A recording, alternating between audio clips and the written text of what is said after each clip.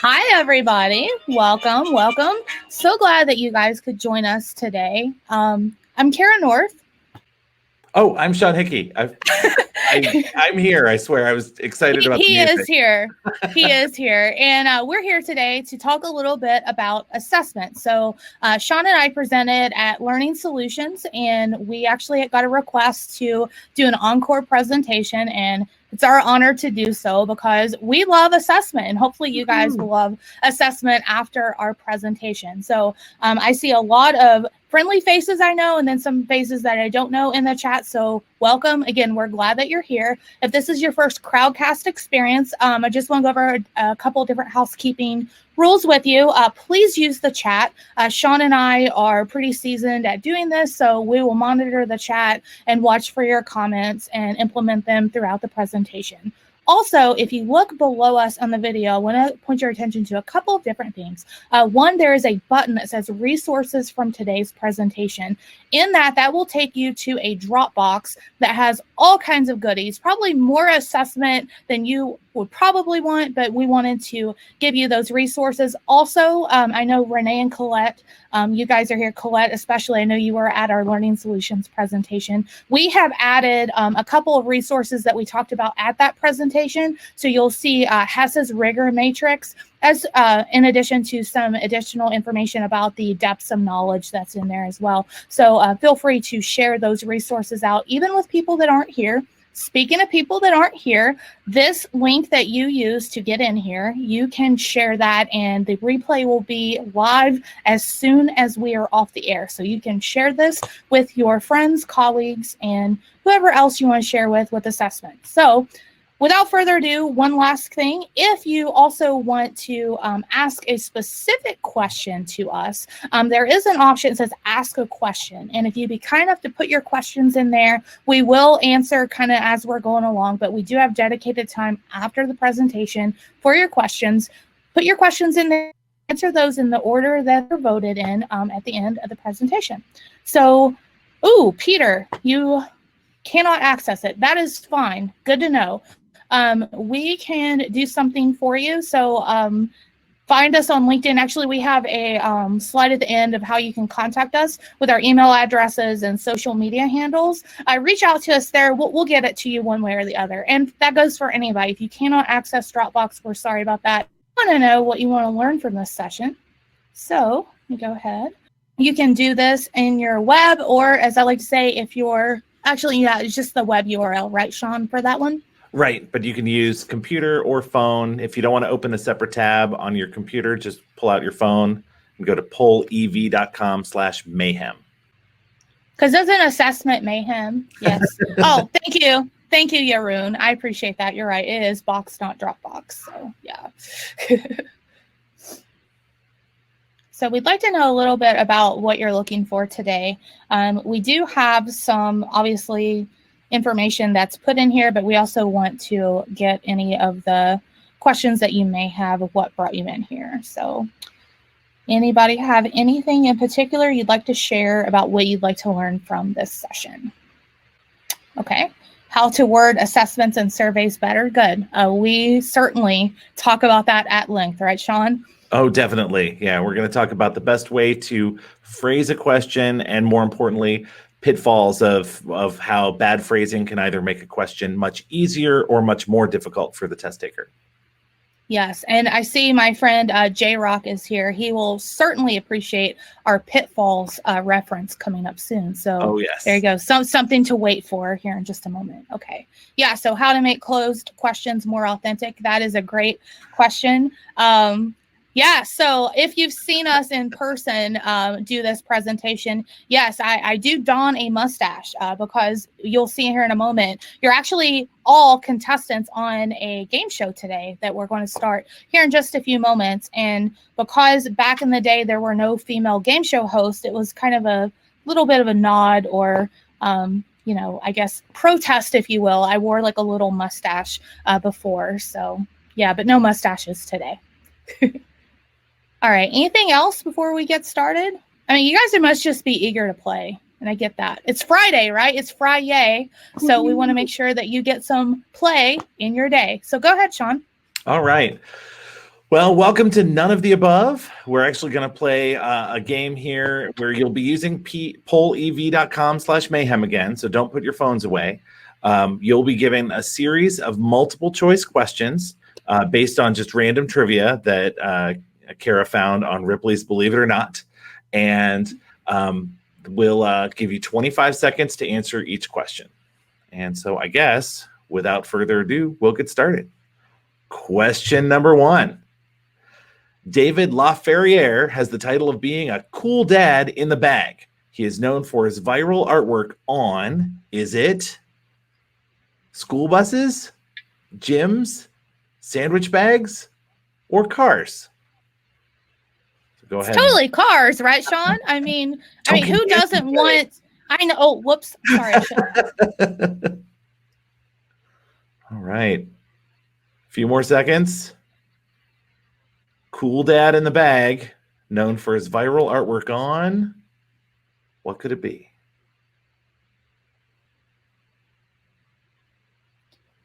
And the correct answer is sandwich bags. Sandwich bags. Woohoo! All right. It wasn't cars. It was not cars. Although somebody did maybe think school buses. All right.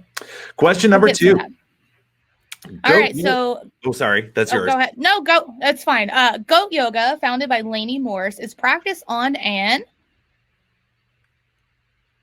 Is it Utah Amphitheater, Nevada Park, Oregon Farm, or Montana Ranch? What do you think? Goat yoga. Have you done goat yoga, Sean? I do cat yoga.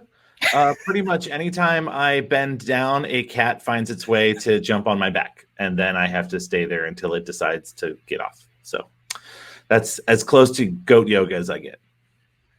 I think that counts. Why not? All right, just a few more seconds. All right, and the answer is an Oregon farm. All right, nicely done, nicely done. Next question. In the 1930s, Sir Winston Churchill received a prescription from his doctor for, was it should exercise more often, an unlimited amount of alcohol, if he would stop washing his hands, or sleep for 8 hours nightly? Man, I wish my doctor would prescribe me more sleep. I don't know the last time I had 8 hours of sleep. Maybe an hour of sleep. All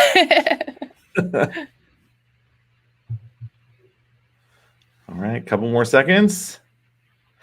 And the correct answer is an unlimited amount of alcohol. Ooh, that one tricked a couple people. Interesting. All right. All right, next question. What makes Ken Burkett's 1988 Lincoln Town Car so unique? Is it all the pieces were recycled into appliances? It never releases any carbon dioxide. It can only be driven by cats, or it's covered in gold-plated pennies. Oh, I feel like my dog shouldn't be driving, but I don't know. The cats, if they work together, they probably could do it. I totally think my Palpatine could drive a car. I think he would. I think he'd be a good driver. Much better than our fellow drivers in Ohio, that's for sure. Oh, that is so true. All right. All right, and the answer is it's covered in gold-plated pennies. Woohoo! Well, Cara, we're at the halfway point. Let's check the leaderboard. Oh, yes, the leaderboard. Woo! Oh, look at that. J-Rock's coming up, though. It's very close. It's a tight game so far. Very, very close. Yes. Anything can happen. Right. Anything can happen. Next question. In a prank on a fellow ornithologist, John Audubon stole his horse, forged a diary note, went missing for 2 years, or created fake species of animals for rivals to steal and publish as legitimate species. It's got to be the horse, man. I mean, that's what they did back then, right? Yeah, it's Grand Theft Horse. I'm pretty sure that's what it's called. Or what it was. The video game version's not as exciting, though. All right. Yeah. Correct answer. Created fake species of animals for a rival to steal and publish as legitimate species. All right. Interesting. Few people were tricked by that one, too. All right. Yeah. Next. All right. Up next. In 2017, reptile enthusiasts successfully bred a ball python with a pattern that looks like the smiley-faced emoji. How long did this feat of selective breeding take? Was it 8 months, 8 years, 80 years, or 88 years? A smiley snake? Smiley snake. I'm waiting for the poop emoji snake. That'll be the one that I get. Or the unicorn. Yes, the unicorn. Yes, that would be pretty fantastic. Is there a camel emoji? I don't know. Oh, yes, there is. There's 2 of them, actually. I'm so glad that you asked. All right. And the answer is 8 years. All right. All right. Nicely done. All right. Next question. What was the occupation of John Audubon? Was it biologist, ornithologist, doctor, or scientist? Why do I feel like I've heard that name before? It sounds so familiar to me. It does. I think he invented the really fast highway, the Autobahn. Maybe that's it. I'm not sure. The nice thing about being on a webcast is I can't see anyone roll their eyes when I make a bad joke. That's true. That's true. Yeah, we're bringing the cheese on your Friday. So, yeah. And the correct answer is ornithologist. Lots of people got that one right. Nicely done. Yeah. All right. All right. And of course, if you know anything about me personally, you know that this is something I love. I love camels. So what unique characteristic do baby camels have? They are born with 3 humps. They're born with no humps. They're born with sensitive hearing, or they're born with no mane. Sean, it makes me wonder about Fergie. Wonder how many humps she was born with. You know, I was once in the desert with a horse with no mane. Oh wait, no, that's a different thing. That's a no name, right? Oh, so close, so close. So close, yeah. Thank you, J-Rock. I appreciate that. All right, and the answer is they are born with no humps. Great. Nice. Well, that's the last question. How about that leaderboard? Check the leaderboard. J-Rock. J-Rock. Oh, congratulations, J-Rock. Fantastic. Nicely done. All right. Well, as you can probably guess, since some of those questions were a little on the easy side and most everybody got them correct, those items all had a common item writing error that makes the question easier. So instead of relying on a test taker's knowledge or skills, they rely on the test taker's ability to figure out the right answer. So it makes it a little bit easier. So we're going to go through those one by one. All right. So the first one was, this one has a clue in the stem. So you see this a lot actually on Jeopardy. Jeopardy leaves these little like nuggets and clues within the question to kind of cue you for the correct answer. So if you look at this particular question, having bag in the stem and having bag as a correct answer choice gives an uninformed test taker, as far as like they don't know the content knowledge, a cue that that's probably the correct answer. So a great way to kind of rework that is just leave that piece out. Just have his name and is known for his viral artwork on, and then just the different options there. So yeah, again, good intentions. A lot of times you want to make sure that you save kind of that information that you're getting from that subject matter expert about the content. But by leaving that in there, that's definitely not really helping test the content. Exactly. And you know, you want to make the questions fun, but sometimes fun makes it too easy. Correct. Right. So the second one is a grammar cue. You'll notice that the question stem here ends with an And so that tells you that the answer is going to start with a vowel, but you don't need to use "an" before the word Utah. So there's only one choice that really requires "an," and that's an Oregon farm. A smart test taker, when they have a sentence completion question, is going to take each of the answers that are available and slot them into the question and then read it in their head. So this one gives them the answer because they say it's practiced on and you wouldn't say "an Nevada Park" or "an Montana Ranch." So it gives it away. And that one also, too, rewards you if you are a grammar hammer, as I like to say, because of the "you" and then the "and." So obviously, you know if you're a grammar hammer, that doesn't fit with that word. So, yeah. Exactly. All right. So this one is just bad syntax. So if we read the question, in the 1930s, Sir Winston Churchill received a prescription from his doctor for an unlimited amount of alcohol. That's the only one that fits in with this. If you add in these other ones, they just don't fit. And the dead giveaway in this one is, look, there's a period after alcohol. None of the rest of them even have punctuation. So that also is an additional cue for this particular one. So again, a lot of times these questions that are kind of fill in the rest of the sentence, you write it to where you know what is going to complete it. And we'll get into this a little bit later. The hardest part of writing questions isn't the correct answer or like the first bad answer. It's usually those second and third distractors that you write is the hardest ones to write. And we get that. So we have some tips and tricks a little bit later on about how to get to a better distractor. Absolutely. Absolutely. All right. In fact, speaking of absolutely, this pitfall is using absolutes. So if you look, 3 of the answer choices have words like all, never, every, always, only, none.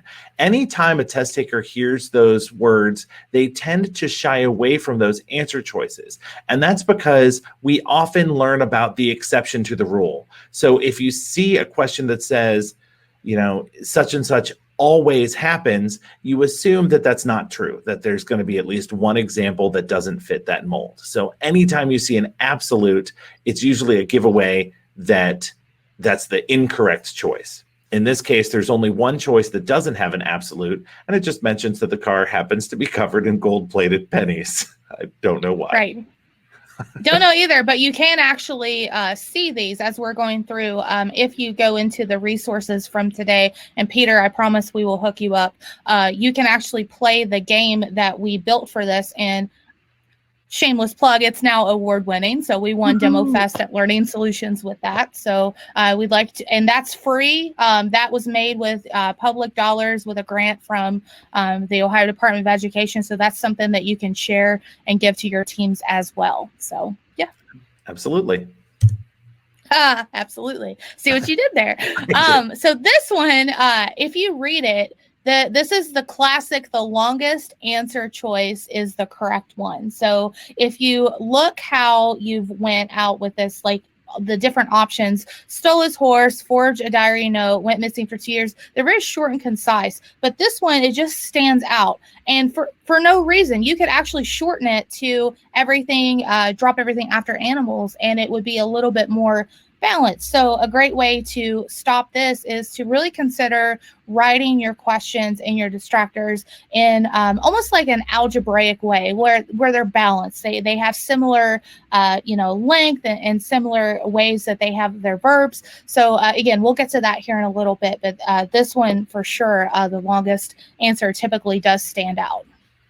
And this actually happens a lot when you're working with subject matter experts because they are usually, hopefully, very concerned that the correct answer is absolutely correct. And so they try to put in little extra bits of information just to clarify it or make additional details. And that's where you have to kind of push back a little bit and say, let's think about the test taker and do they really need those additional details? If they do, for some reason, if you really needed that whole stem or that whole answer choice, then you'd want to make all 3 of the other answer choices longer, like Cara said, so that they're all parallel and balanced. Sean, if I may, Mhm. Jeroen just added a great question in the Q&A, and I know he has to leave a little bit early, so I wanted to be respectful of his time. And folks in the webinar, you can also see that there if you click on Ask a Question. So he asked, do learners who take tests in a language that is not their first language score worse on tests as they do not pick up on these grammatical types of cues? And I will say like what I know about it, and then Sean, please feel free to chime in. A couple years ago, I did some research on the Duolingo English test, and that's basically a part of the Duolingo program that was to compete with the TOEFL. And we evaluated this, a team of my peers, we went through it. And what we found was not only was it bad for the grammatical cues, Jeroen, but we had a couple students that went through it that didn't even know what they were doing because they didn't even understand the instructions. The instructions were in English, not their first language. And so they even had trouble trying to understand like the way that the test was going. So, I mean, I would say definitely. I know for a fact in at least our pilot test of that, that certainly was an issue because they couldn't even get past the instructions in a lot of places. But yeah, the grammatical cues, I don't think that they would pick up on them. But again, we are trying to advocate and kind of be the ambassadors of assessment, if you will, that you should not write questions like that to begin with. So we're trying to spread the good word about how to be better at assessment. So Sean, do you have anything to add to that? Yeah, the only thing I'd mention is along the lines of grammatical cues, there are also turns of phrase, idioms, things along those lines that are maybe unique to one language that don't really translate to another.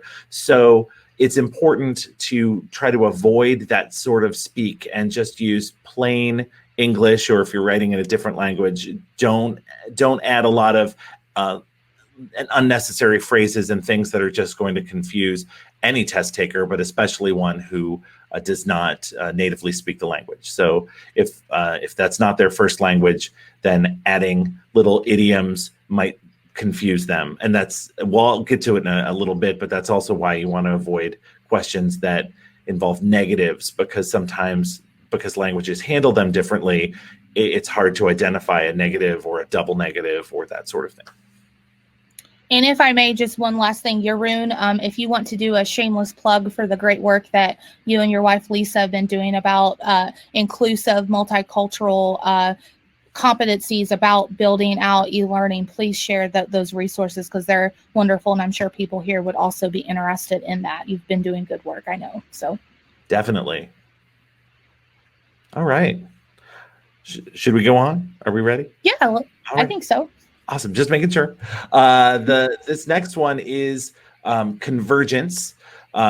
Convergence is what the term is for when the answer or a portion of the answer is in multiple choices. So in this case, the answer involves an 8. And also, these kind of all stack. 80 years is contained within 88 years, and 8 months is contained within 8 years. That can be confusing, but it can also help a test taker because they're going to be drawn to, especially when there are only one or two or three choices that have that convergence, they're going to easily eliminate the ones that don't, and they'll be drawn to the ones that do. So you want to make sure that each answer choice stands alone. And then, Cara, I don't know if we want to mention this one as well. But yeah, totally. Obviously, guys, 80 years and 88 years are giveaways that is not the correct answer because, Sean, if you want to say it in your sassy voice. Emoji haven't been around that long. That's right. I mean, you may have been able to like chisel like different things in like stone tablets. I guess that's what hieroglyphics is for, maybe, right? But anyway, yeah. So we know emojis haven't been around that long. So you're kind of like guessing between the 8 months and 8 years. So be careful with that as well when you're writing those. Exactly. Make sure all of your answer choices are believable. All right. This one is the callback. In fact, Cara and I were joking about it during the question. Because John Audubon was mentioned in a previous question, and it even said in a prank on a fellow ornithologist, John Audubon blank. Even if you missed that question, This one you should have been able to get because that question told you the right answer. And that happens a lot in tests when there are questions written by multiple people and you're assembling them together in a form. They might not realize that one question is related to another or accidentally answers it. You want to make sure that your answer choices and your questions are always independent, that you don't have one question that answers another. You don't use the correct answer from one question in another question, etc. Things along those lines. And that's really hard to do, especially when you're working with a very passionate subject matter expert who is kind of in the zone and they're giving you all that content knowledge. And they're like, no, this question needs to go after this question and this question. That's really kind of a tough sell a lot of times. So we're kind of challenging you to own that and be that like assessment practitioner and expert and say, listen, I appreciate this. We don't have to lose that. I mean, feel free to use it in other parts of your design, your curriculum. I mean, you don't have to cut it out completely, but feel free to kind of push back a little bit on that, because again, you want to make sure that these questions really do assess that content knowledge. Absolutely. And you'll especially run into that with the one question that builds on another. So, Yes. You have to make a calculation for one question and then assume that calculation you did is correct in order to answer the next question. If you really want to ask those, kind of nest them in the same question, give them the pieces they need, and then they need to know what calculations to do and they can do the multiple steps. But it should be contained in a single question. Otherwise, they might miss two questions, which is a little bit unfair because they didn't know that their answer was wrong. So, right. All right. So this one, oh, I love it so much. So this is opposites. So if you look at this, we have 3 humps, we have no humps, and then the other 2 are just kind of other characteristics of the camel.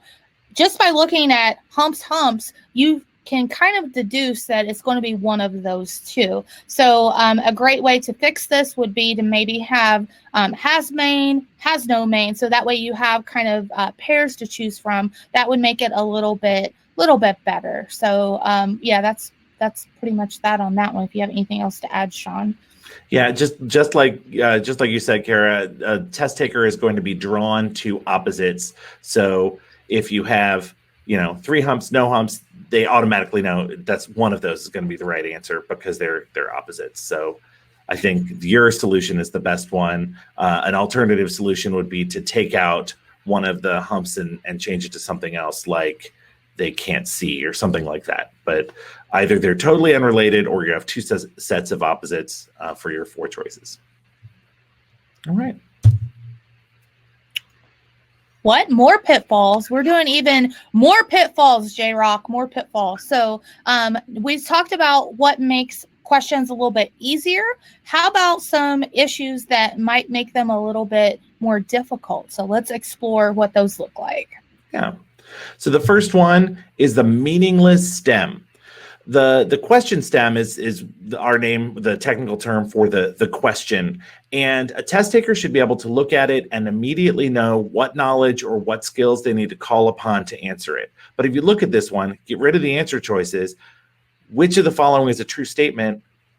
I have no idea. You're asking now the test taker to perform sort of a reason or a logic test to look at each item separately. You should be able to look at the stem and immediately know what the content is and then use that content to answer the question. Even if you don't know the answer, you should at least have an idea of what the question's asking. So to fix this, the easiest way is kind of flip it around and just ask the question in a different way. All right. Anything to add on that, Cara? No, I just the piece that you briefly touched on is it's just a waste of their time to read something that doesn't give them the information that they need. So be kind of cognizant of that. Again, that's a very common pitfall in a lot of assessments. I know I've seen it in school. I've seen it in e-learning. So just be more cognizant of that. Absolutely. All right. Todd, actually, if he can't hear me, there's no point in me saying anything. Do you want to go ahead and do this one too, Sean, while I respond to sure. Todd here? All right. So this one is the teaching stem. Sometimes we want to get a little bit more information into the question. And so if you look at this one, there's a sentence: the first arcade video game, Computer Space, was created in 1971. It exclusively used 7400 series TTL integrated circuits.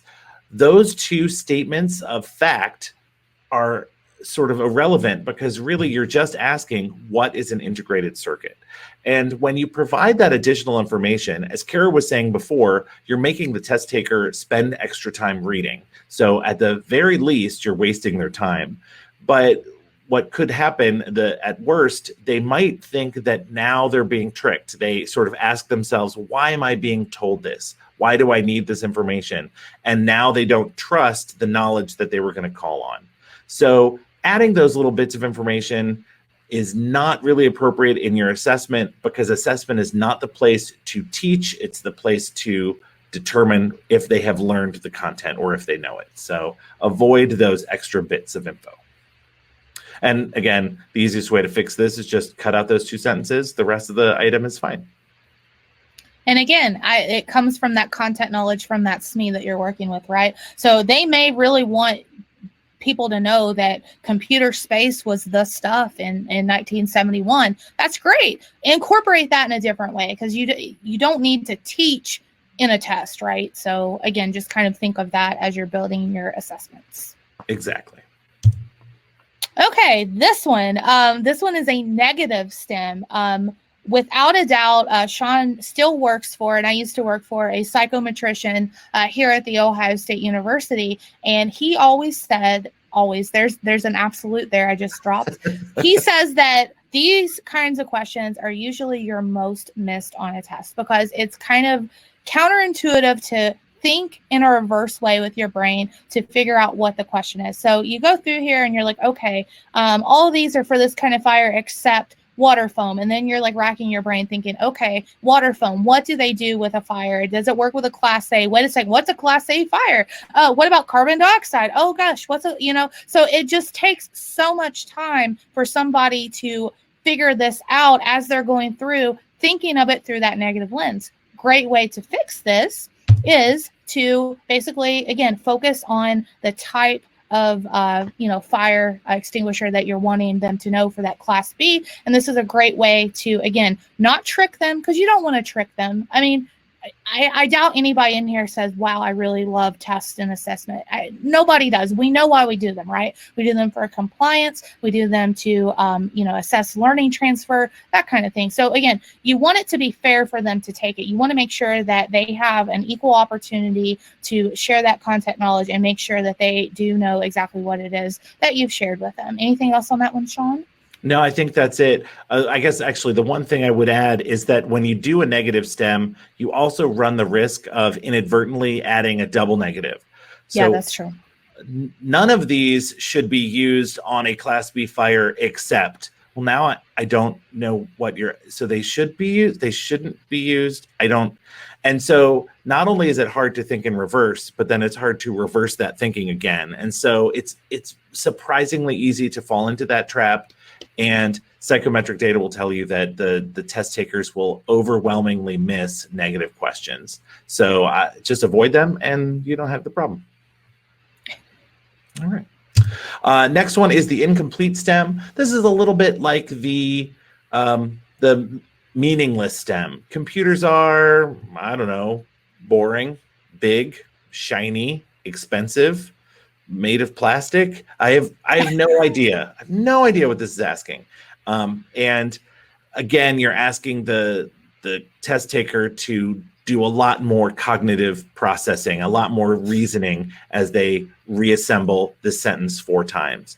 Sentence completion questions are fine. They're totally great, but you need enough in the stem to give them an idea of what the question is going to be about. And so in this one, we just flipped it around and made it this. And again, it's still a sentence completion question. It's just written in a way that won't make their brains explode. Again, great tip if you get a question back from a subject matter expert that's kind of written out some of this curriculum, give it back to you, and you're like, okay, I want to flip this, I want to cut it. A great tip that I stole like from my PhD studies that I've been starting to use in my instructional design practice is I have like this document for whatever course I'm working on that is like a bank. It's like a written bank. And so I will cut this out, won't throw it away, and I'll put it on that document for that particular project and go back to it if we need to use it. So again, you have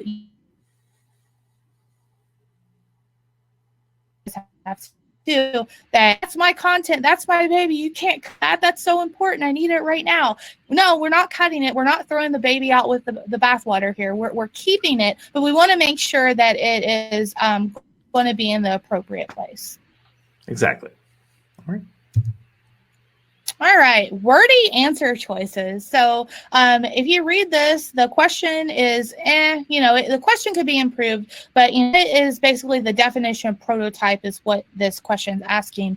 And oh my goodness, okay, I got to read this, I got to go through it. I'm like, okay, well, what's different from this one? What's different from that one? It takes a lot of time to kind of cognitively go through that and look for differences in wording, differences in maybe keywords. Maybe there's like a couple of things that definition requires for it to be a correct answer. And it's just tricky. It's tricky for almost no reason. So a great way to flip this is to just make it very simple. So again, you're asking about prototyping. So this would be a better question for that. Yeah, anytime you see those long, wordy answer choices, chances are your test taker is just going to guess and move on, especially if it's a timed test, because it immediately adds a level of stress. And like Cara said, then they have to kind of pick apart those extremely long choices and try to figure out why is one right or one wrong. So make it simple. All right. That's a good point, J-Rock. He said that it took too long to probably write all that out in the first place. Absolutely. I cut it, put it on my my bank for the project, and then use it somewhere else if I need to. Absolutely. Absolutely. Because the content there was good. It was just too much for one item. Right. So this one is non-parallel answer choices. We already talked a little bit about how the test taker is automatically drawn to the longest choice. But this one is especially confusing because if you read the answer choices, you'll notice that they're each worded a little bit differently. So we have one that starts with mixing, the ing form. We have two different ones that start with when, and then one is just a sentence that describes the final product. And so now you're asking the test taker to make judgments on things that aren't all in the same category. And the easiest way to fix it is just phrase them all, not just so that they have the same length, but so that they have the same setup, the same type or parts of speech, the same type of words. And that way it feels fair because they can evaluate those four choices and select the correct one. Although based on that amazing cookie, I think that this is a wrong answer, because wouldn't it be eating the cookie is like the chemical change, right? I mean, Well, it's like a physical change, and then it's a chemical change after you swallow it. You get 2 for 1 when you eat the cookie. It's a chemistry wonderland. All right. Okay, this one is overlapping answer choices, and this happens more frequently than you probably realize a lot of times, because you have that age for whatever it is, and then you're going to like do a range. But what happens like if the correct answer in this is 17 or 15 or 20, or I would argue never on this particular question? What do you pick? I mean, would you pick A? Would you pick B? Like, let's say it's 15. You look at like, okay, what am I going to do? Am I going to pick A? Am I going to pick B? It's not fair to the test taker. Even if they know the correct answer is allegedly 15, they can't select the correct answer. So a great way to fix this is to just make sure that you don't have any overlapping answer choices for that. Make sure that they know exactly which choice incorporates that age or that number that they're looking for. And this happens a lot. Cara mentioned, yeah, the GIF there is because there's nothing that shows what adolescence looks like. So, and I'm pretty sure they never reached the end anyway. So that was anyway. But the Cara was right when she said that this happens frequently. You'll see it a lot with year spans: 1960 to 1970, 1970 to 1980. Well, what if I want to choose 1970? Do I pick the one that ends with 1970 or the one that starts with 1970? Or when you have ranges of tens, 1 to 10, 10 to 20, 20 to 30, etc. So just make sure that you're discrete. 1960 to 1969, 1 to 9, 10 to 19, etc., or however you want to do it. But just make sure they don't overlap. All right, all or none of the above.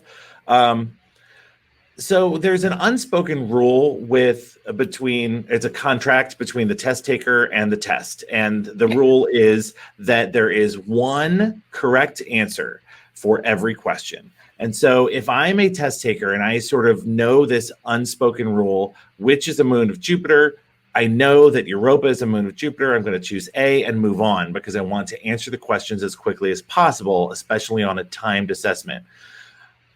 If I know that answer A is right, why am I even going to read B or C?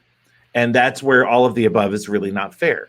So, and if you know that maybe A and B are, but you're not sure about C, then is it a trick question? Maybe I'm not right about A. Maybe I thought I was right, but I'm actually wrong. So now they're forced to kind of reason with it. And then another reason not to use all or none of the above is if that is an answer choice, test takers overwhelmingly select it, even if it's not the correct answer. None of the above has the same issue. It breaks that rule because now there's not a single answer choice that is correct. And that's not fair either. So then you're making them sort of reason and panic and try to think that maybe it's a trick question. So of course, the solution is just make sure there is one and only one correct answer. All right. Okay, so this one is basically an unnecessary scenario.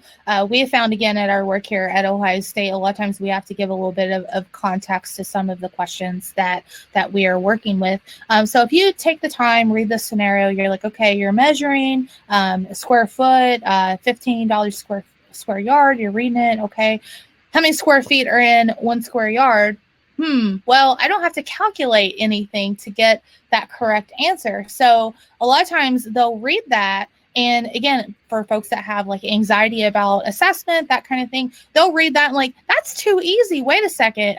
That information up there has to be telling me something. What do I need to use for that to get to the correct answer? And again, you've made it harder on them when, again, if you just get rid of that scenario, you can answer that question, no problem. And then another solution, if you really want the scenario to be used, and sometimes the scenario is a great way to get to that higher level reasoning or cognitive skills, and we're going to talk about that in a bit. But if you really want them to use that, then just make sure that your question relies on information in the scenario. So now if you look at it, how many tiles will you get if you spend $30?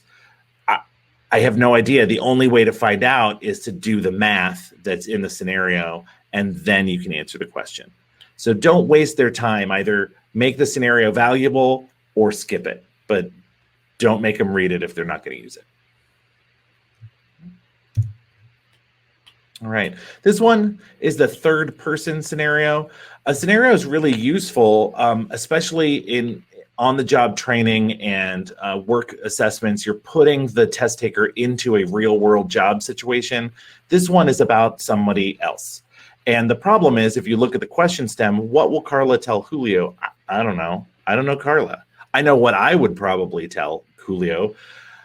This question doesn't give you an opportunity to assume that job role. It sort of makes you hope that Carla knows the law and is, it's unnecessarily confusing. And of course, what will Carla tell Julio? I don't know what she does. What you really want to know is what the correct thing is to do. So put the test taker in the scenario. you are a shift manager at the daycare facility, and then what information should you provide? And that way they're being asked what they should do, not what they would do, and certainly not what someone else would do.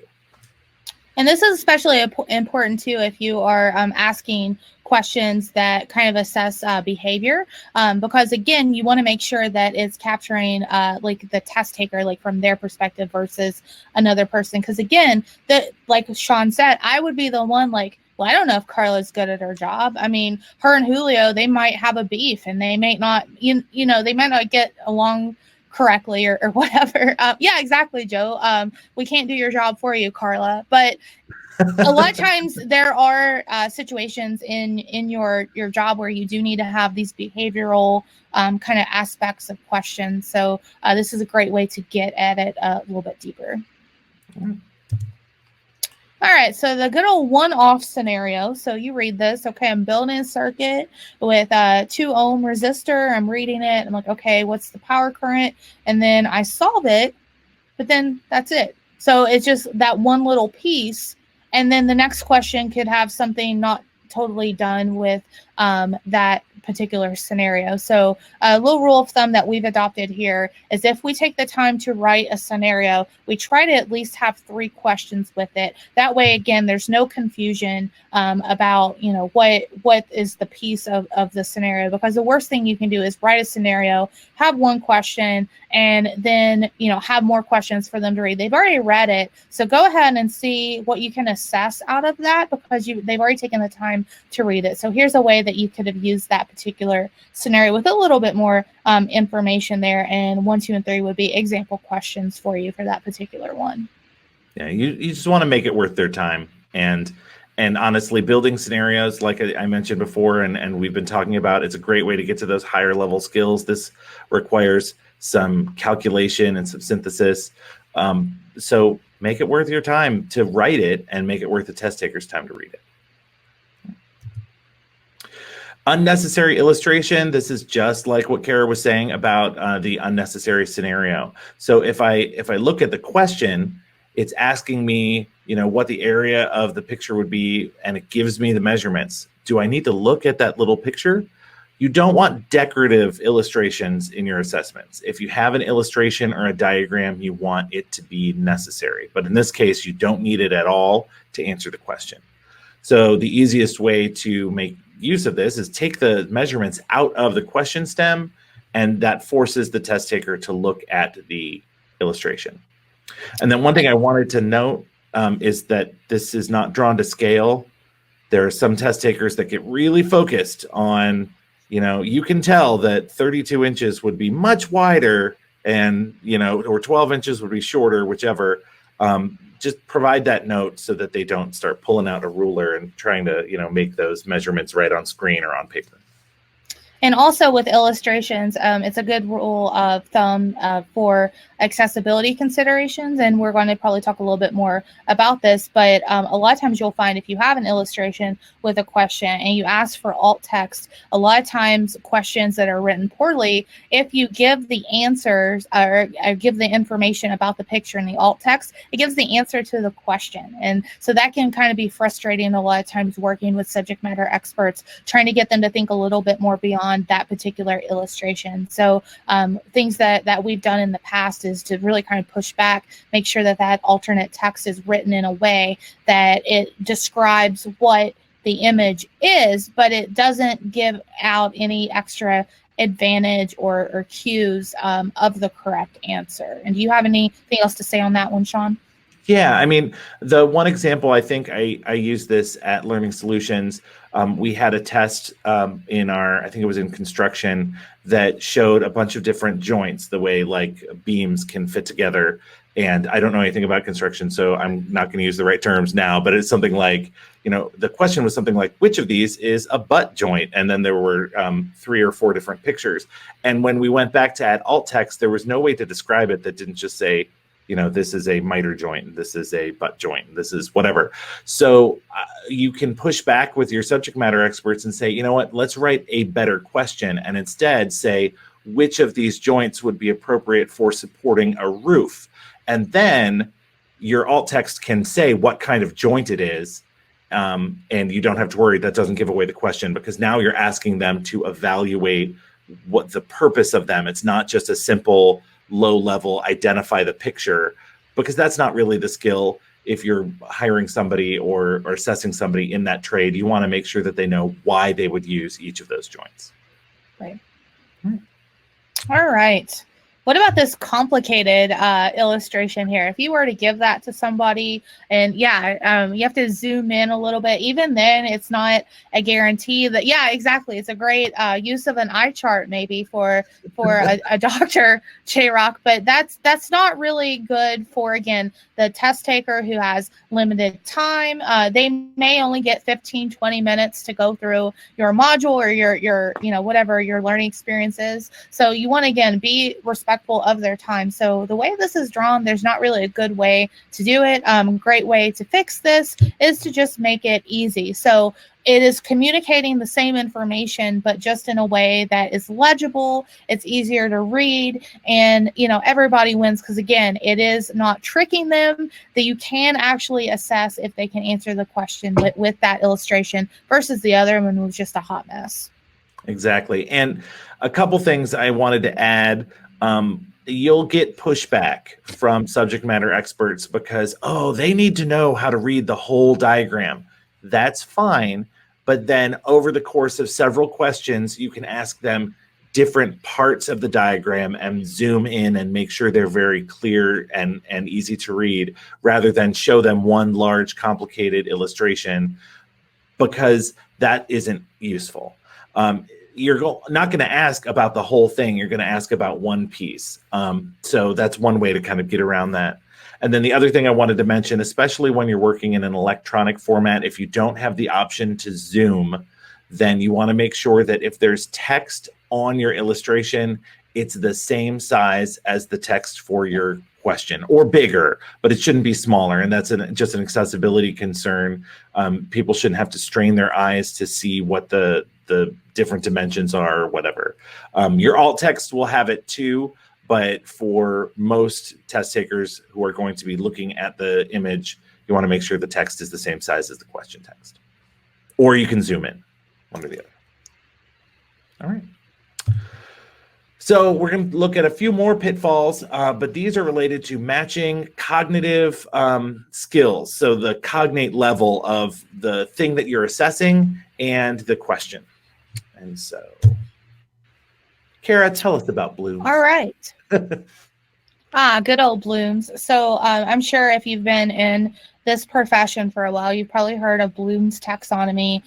These are measurable verbs or measurable ways to assess a learner's thinking. And so it starts at the bottom with kind of these remember and understand. So again, just kind of like quick little knowledge checks, up to apply and analyze, which that's a little bit more about, what would you do in this situation, and then evaluate and create, in my opinion, is more of almost like a performance test. I think it's a little bit more difficult, especially with multiple choice items, to get to those higher levels with Bloom's, but you certainly can do like a remember, understand, and potentially even apply, I would say, with multiple choice if they're written at a level and written in a way that can appropriately assess that.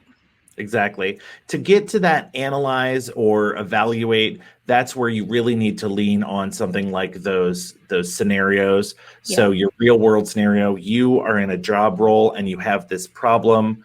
Which is the best solution given the amount of time you have or given these constraints? And then you give them 4 solutions. Now you're asking them to identify the solution, but now they also have to compare and evaluate which one is the best one, because they're applying a level of constraint against each of those. So it's a really complicated question that gets to those higher level, but Cara is 100% right. The highest levels, especially, you're not going to create anything in a multiple choice item, and that's okay. That's where those performance assessments come in.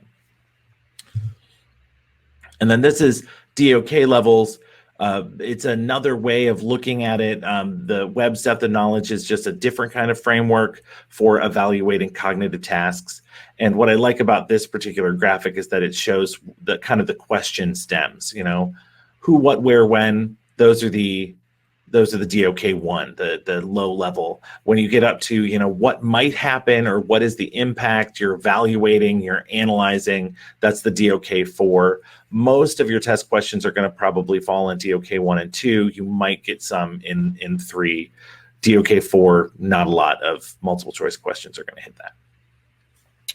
All right, for sake of time, because I do want to be respectful of everybody's time on a Friday, we have about 5 minutes left. So this information as far as the cognate levels with Webb's depth of knowledge and the Bloom's taxonomy, it is in that green button. So click the green button there, resources from today's presentation. And again, Peter, if you're still with us, we will hook you up, I promise. And anybody else, if you cannot access a box folder, please let us know, and we're happy to share these anyway. So for the sake of time, maybe we can do one quick example, Sean, if you want to go ahead and do that, and then we'll give time for questions. Does that work?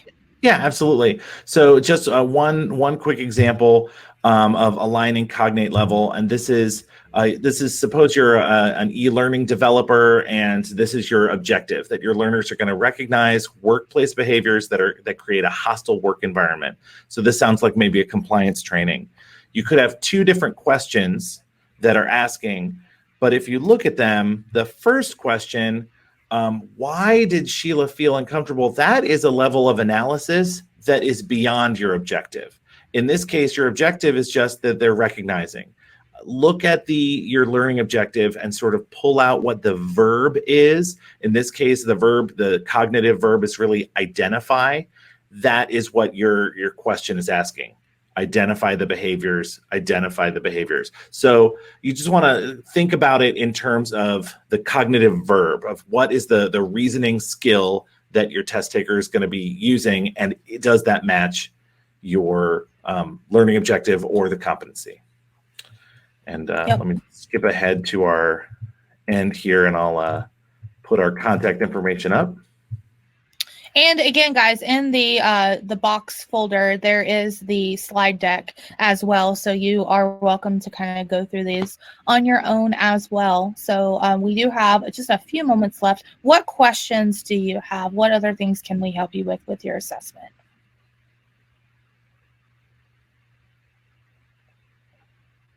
Maybe I should start the music back so it's not like dead air.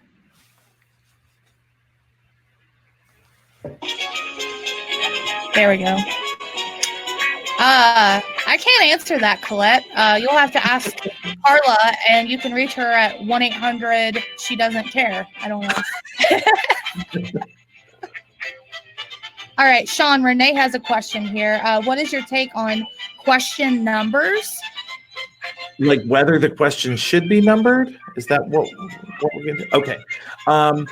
I think it depends on the type of assessment. If you're doing a learning check at the end of an e-learning module or something like that, you want to just assess their knowledge, and you're asking a few questions, I don't think they need to be numbered. But if they're taking an exam, I think that they should absolutely know how many questions there are and where they are in the process, because you don't want to get to that point where you think you're okay and then you have 5 minutes left and there are 12 questions unanswered. Does that kind of get? Yeah, the only thing I would add to that is I'm more of a fan of a progress bar in assessment than the numbered questions, just in case you have a huge question bank and you don't necessarily want that number to be associated with it. So I'm more of a fan of the progress bar myself personally, but you could go either way with that. That's true. As long as there's some way for the learner to know where they are in the test. You just don't want them to feel lost, because then it's like, how many more of these am I going to run into? Oh, this many based on the progress bar. That's fine. All right. Thank you, Angela. We appreciate that feedback. We're glad that you enjoyed it. Looks like J-Rock had somebody that had 6 choices, 4 regular answers, and each had all of the above and none of the above. That's a lot. That's cruel. That's what that is. That's awful. Yeah, it is. All right. Thank you, Jackie. We appreciate that. And thank you again to Colette for pushing and making this happen. So thank you, Peter. Oh, thank you, Stacy. We appreciate that as well. Any kind of last thoughts as we wrap up? Again, screenshot this, and then you obviously do have this in your box if you're able to access it for our contact information. I'll go ahead and shrink this down. Oh, we're big again. Big again. Yay. Even bigger. Yay. Anything else? This is recorded, so if you had people on your team that weren't able to be here, feel free to share this. The exact same link. All they have to do is just make an account, and they can access it. Oh, thank you, Colette, for being awesome. So, all right. Anything else? Sean, any parting words? No, just I guess I always say no, and then I actually do. I think just think about what you want from the question. What do you really want to know? One of my biggest pet peeves in life is when somebody asks a sort of unrelated question and you know they're getting at something else. So I just say, just ask what you want to know. Do that in your assessments and you'll be fine. Yeah, and my last piece is, again, know that you're the process expert as the designer. So the people that are working with this, that gives you this content, obviously you know that they are kind of have this narrow focus. Own your part in it, and you can help prevent bad assessments. So again, thank you guys for being here, and enjoy the rest of your Friday. Enjoy your weekend, and reach out to us if you have any more questions or concerns. And if you like our presentation, let us know. We're happy to do it again for you and your organization. So thanks again. Bye.